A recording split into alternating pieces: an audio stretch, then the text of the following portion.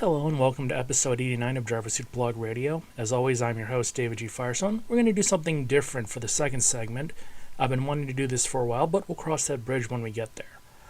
I'm aware of the Danica Patrick situation, and I'll be discussing that in the final segment as I have a lot to say. But we're going to get started with these news stories, which were just some of the ones I wasn't able to get to last week because I had a few other things going on. With that, we start with Formula One. As much as I hate them as an organization, and as much rope as they've given me to hang them with over the years, I did praise the way that both Formula One and Las Vegas are handling the upcoming Las Vegas Grand Prix. Since I've said that, more information has come out about the way both Vegas and Formula One are handling the event. One such issue that's come up are the numerous complaints for locals that the construction related to the race adds as much as 2 hours to a daily commute, if not more, and that's just for those who work on the script. Another issue that came up is apparently Formula One is charging venues along the course millions. They're basically strong-arming the venues on the course millions, or they will be blocked from accessing. But then I read this story, and it just made me laugh because it's so amazingly outrageous. Why? Well, you'll see. So in an article on AutoWeek.com, link in the description, a number of things concerning the Las Vegas Grand Prix were discussed. But the CEO of the Las Vegas Convention and Visitors Authority, Steve Hill, had a quote that raised more than a few eyebrows. According to the article, quote, the Grand Prix is, quote, going to be the biggest event in the world in 2023, and that the short-term pain of disruption to the city will be beneficial in the long run. The biggest event in the world in 2023? It's not even the biggest event in the United States.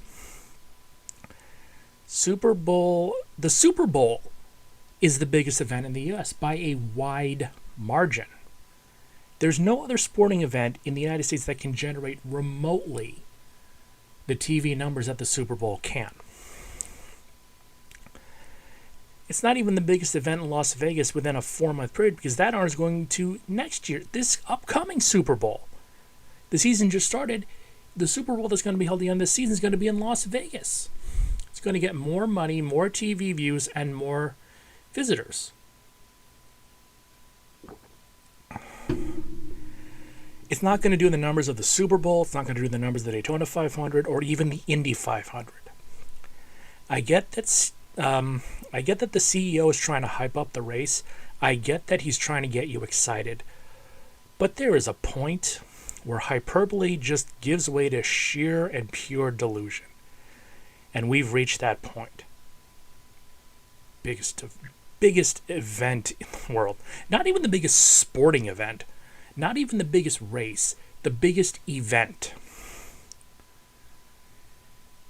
I get that you're in Las Vegas, you have a lot of access to free drinks, but probably don't drink before talking to a magazine. Steve Hill. Okay. Now we're going to move on to Shane Van Gisbergen, because it was announced on September 15th, and I held back on this story because I was just waiting for some more details to come out that I thought were, but didn't. But anyway, SVG will be joining Trackhouse Racing for the 2024 season and beyond. To quote Trackhouse Racing themselves, Trackhouse Racing and quote, Trackhouse Racing and SVG today announced an agreement that will see the 3-time Supercar champion and winner of NASCAR's inaugural street race to move to America to drive in a combination of NASCAR's 3 National Series in the 2024 season. Trackhouse has agreed to build a 2024 program that will put the 34-year-old Auckland, New Zealand native in select races in NASCAR's Cup, Xfinity, and Craftsman Truck Series, plus some late model and other races. When asked about the deal, SVG said, quote, this announcement means so many things to me. I'm proud of what I've achieved here in Australia, but I'm excited by this new chapter in my career and the opportunities that it brings. I'm thankful to everyone who's played a role in my career so far, especially Triple Eight race engineering, and I look forward to finishing our year with a few more highlights. It is time for a new challenge, and this adventure into NASCAR will be the biggest challenge of my career and one I'm really looking forward to. I'd like to thank Justin Marks and everyone at Trackhouse Racing who have taken a chance on me and given me this opportunity. I'm excited to get to America and getting the season started. Well, it's the right move to make. Can't say that it isn't. I like Trackhouse. I like what they've done. I like SVG. I look forward to 2024. And I'm going to say this. I have a feeling that SVG, Daniel Suarez, and Ross Chastain are going to make a fun combination for 2024.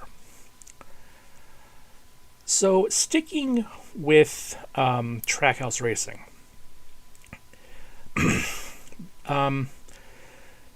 The story came out after I'd recorded the episode for last week that Live Fast Motorsports was selling their charter to Spire Motorsports to the tune of $40 million.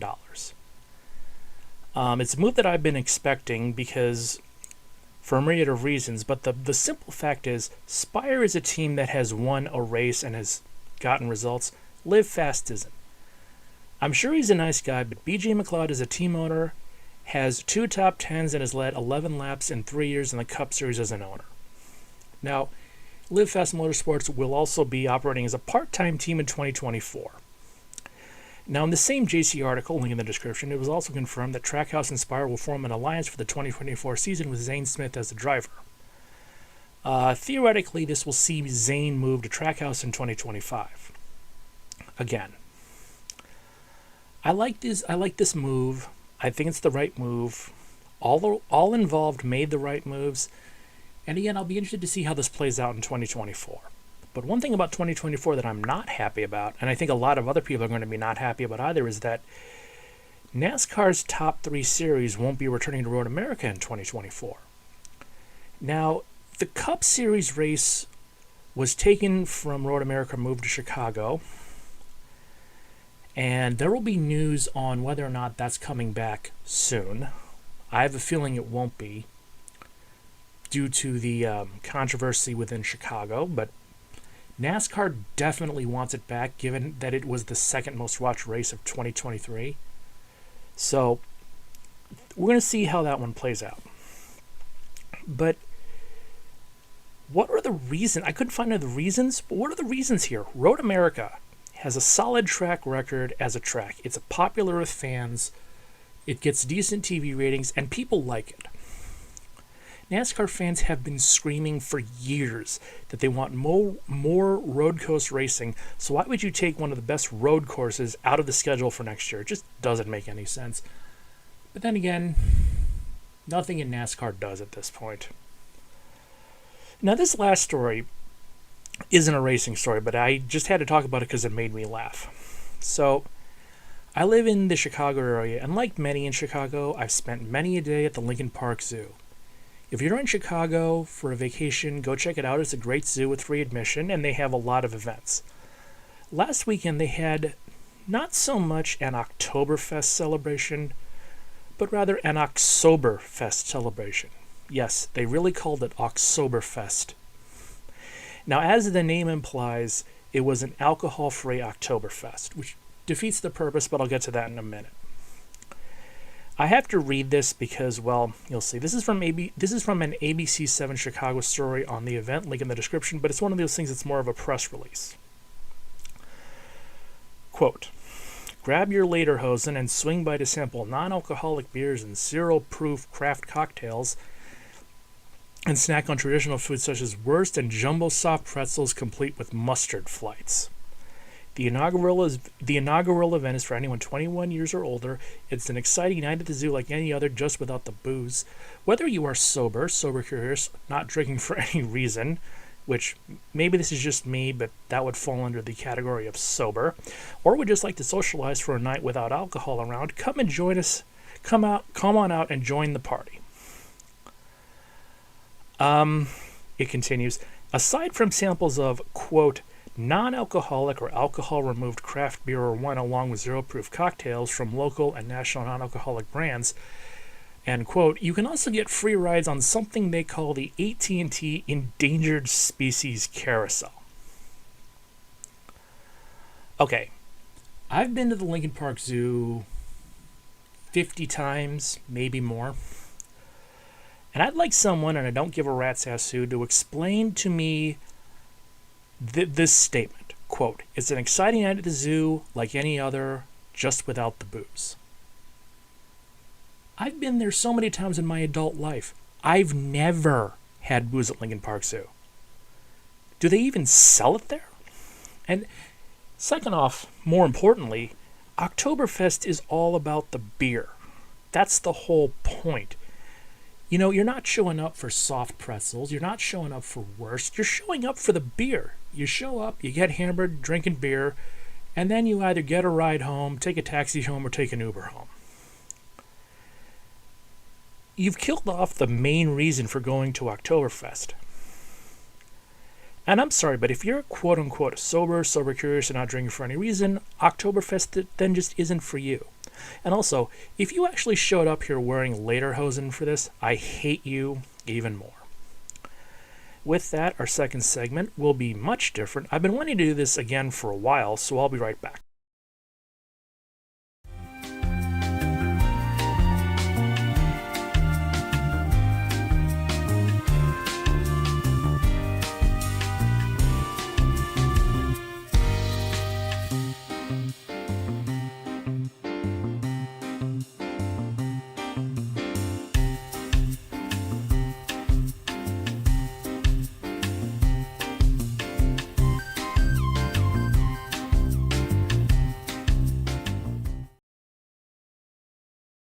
Welcome back. This is going to be a different kind of segment with different kind of visuals, but I've been wanting to do this for a while.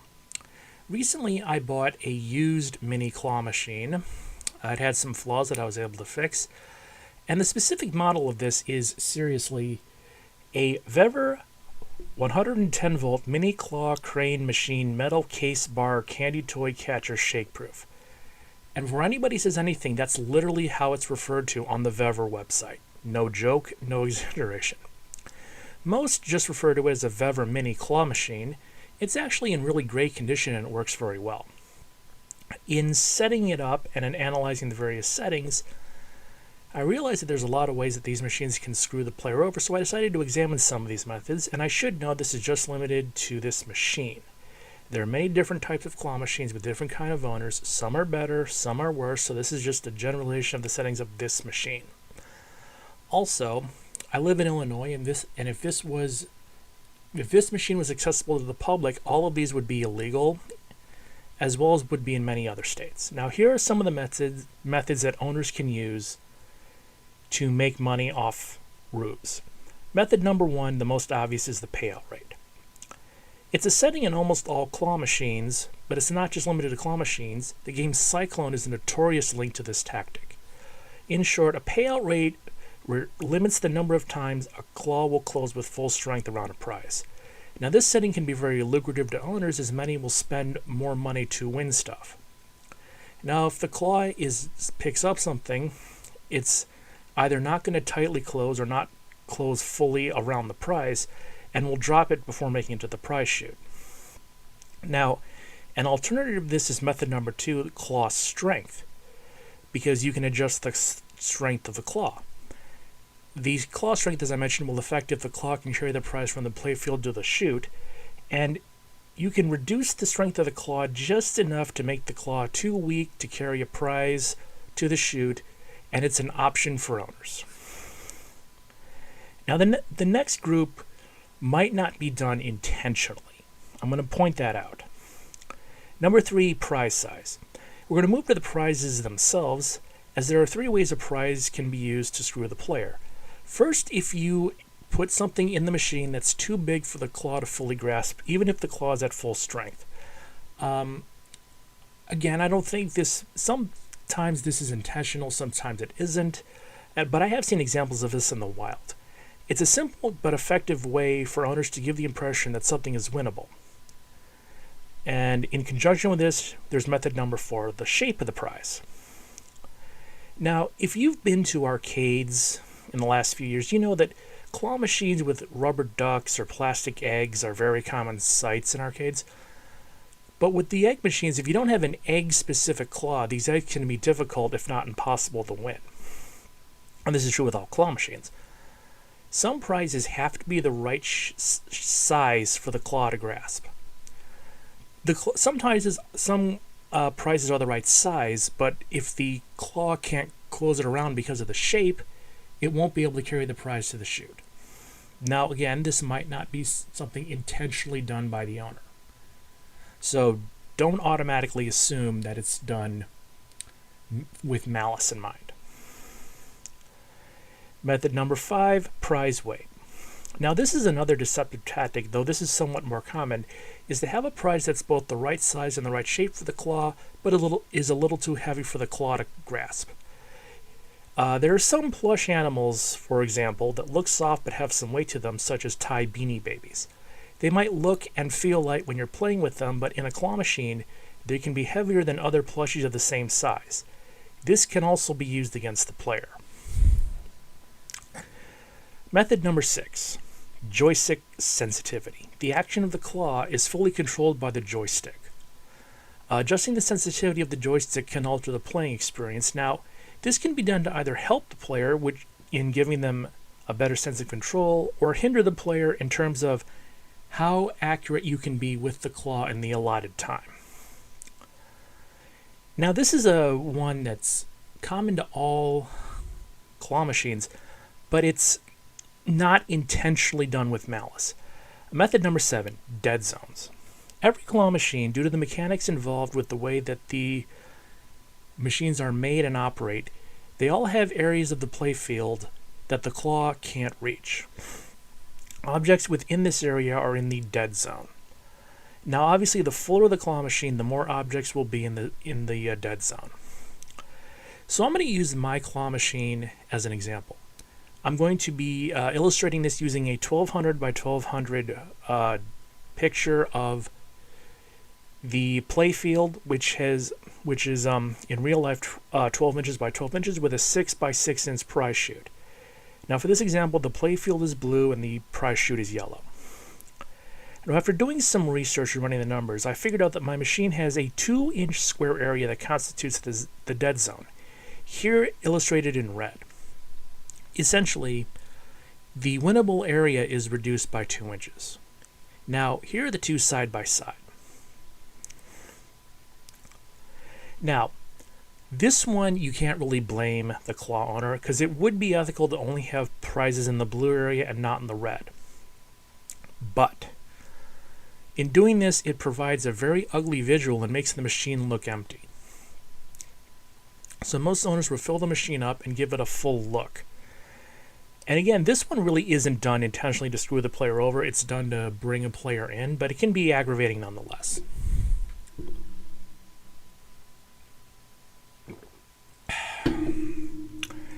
Method number 8, play price. Depending on a number of factors, the costs involved with these machines can be very high. These include prize prices, operating costs, including utilities, rent, and taxes, fees, rent, and other costs involved with the claw machine. As such, the temptation of higher play costs can be very tempting indeed. Now, on this machine, the play cost can be changed from 1 to several coins. And this machine, like most newer industrial claw machines, have a coin setup where you can select the kind of coin or token you accept by simply putting it in the proper area of the coin mechanisms. So if you have this like an arcade and you decide that you want to have $1 per play, it's fine. It's just not going to... It might be good short term, but it might not be good long term. Now, method number 9 is the time limit. With the exception of play till you win, most claws have every claw machine has a time limit. I didn't want to say most, I said every. Now, play till you win essentially renders most of these deceptive methods irrelevant. Now, the standard issue for most claw machines is a 30-second time limit. Though with the settings, these can be reduced very significantly. So if you go from 30 to 15 seconds, you can force the player to make rash inputs instead of being more precise and patient. If you have a time limit that's anything less than 15 seconds, it's almost impossible. And these kinds of time limits can be lucrative to the owner because of naive players. Now, method number 10 is a combination of all of the above. All of the above can be combined to make a simple prize next to impossible to get and take the player's money with no return to the player. Now, I live in the state of Illinois, as I said, and most of, if not all of these methods are illegal. And also, again, not all claw machines owners are evil. Some are better, some are worse. And there are regulations in place in many jurisdictions on the state and even the local level to keep the claw machine fair. And again, these are only a generalization of some of the methods that can be used. Okay, that was fun, and after the break, I'll address the Danica Patrick situation.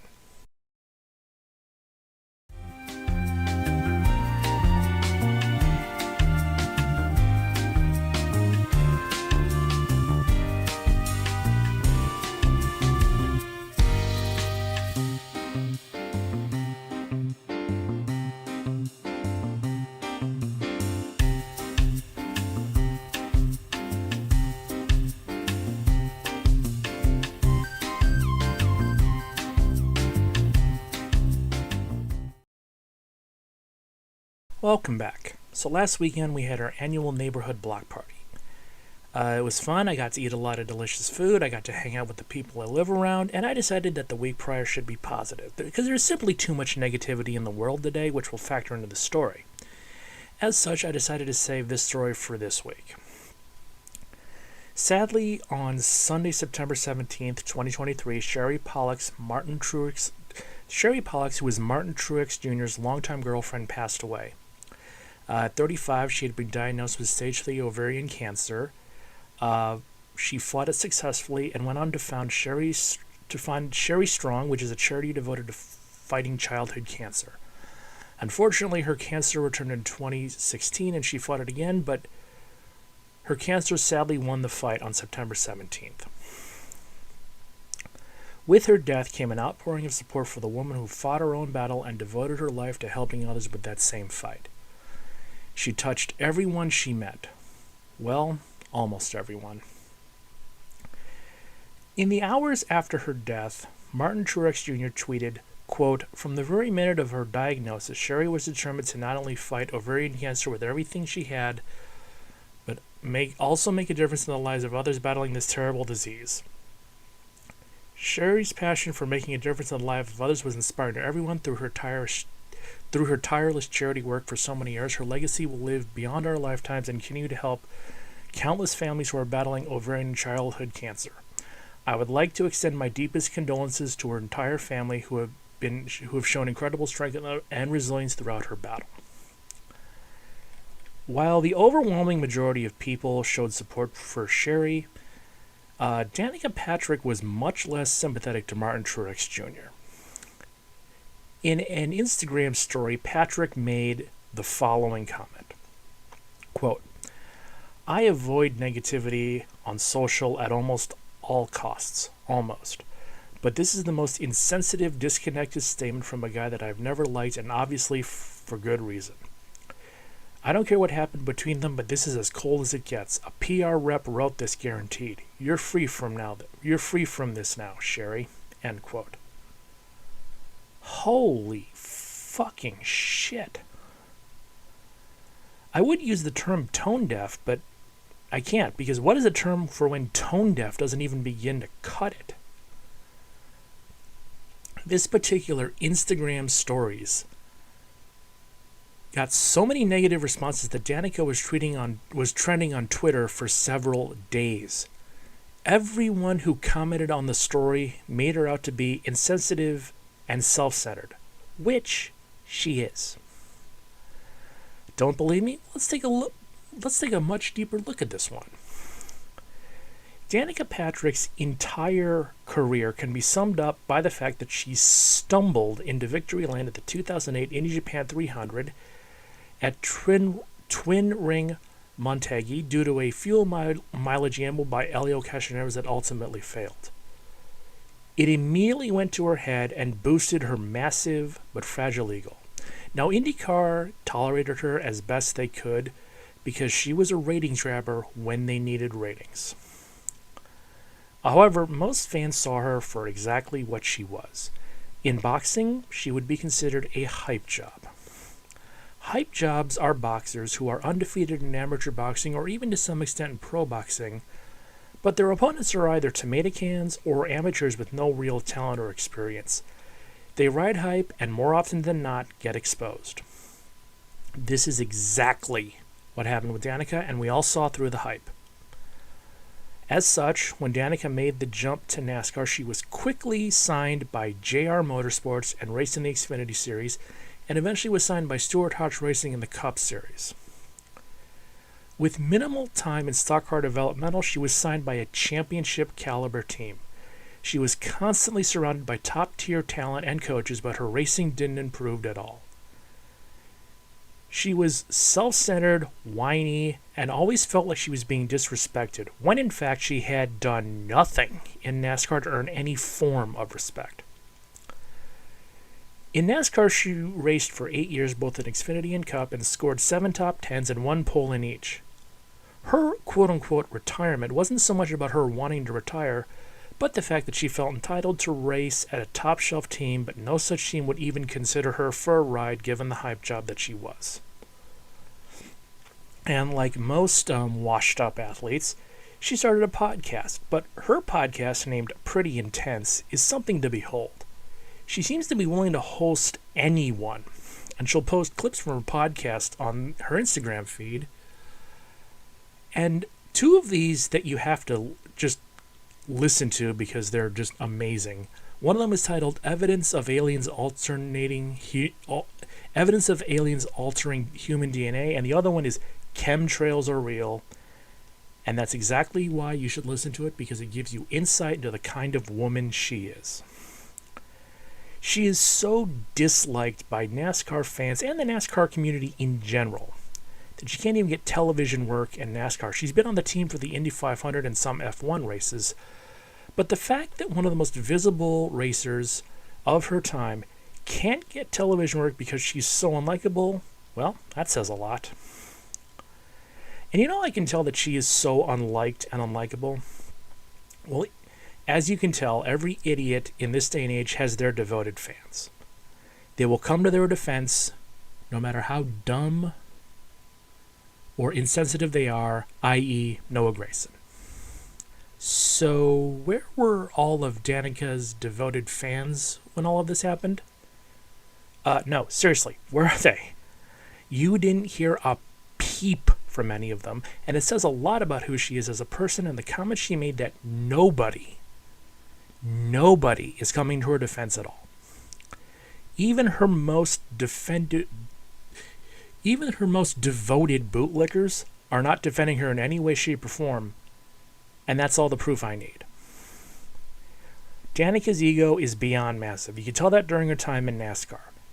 She sincerely felt like she was the biggest deal in NASCAR, even though her career results are a joke. She was a hype job at her core, and now she's just an attention whore. I don't care how you felt about Martin Truex Jr. I really don't. But there is a way to just not be a jerk. Sherry Pollock's helped more people in 1 week than you've ever helped in your entire life. And I know this is difficult for your ego to accept, but you can support them even though you don't like them. Danica was a big deal for a very short time. She was never liked or respected. She was never as talented as she thought she was. Her time in NASCAR was utterly wasted. And this is also when you take into account that there were plenty of other drivers who could have done better in those rides that she ever did. The American racing market has kicked her to a curb, and it's a much better place now that she's gone and that she won't be missed, and I'm glad. Goodbye, don't come back, we won't miss you. And with that, episode 89 comes to an end, and next week, episode 90. I'm Dave Farson. Leave a like, comment, and subscribe, and I'll see you then.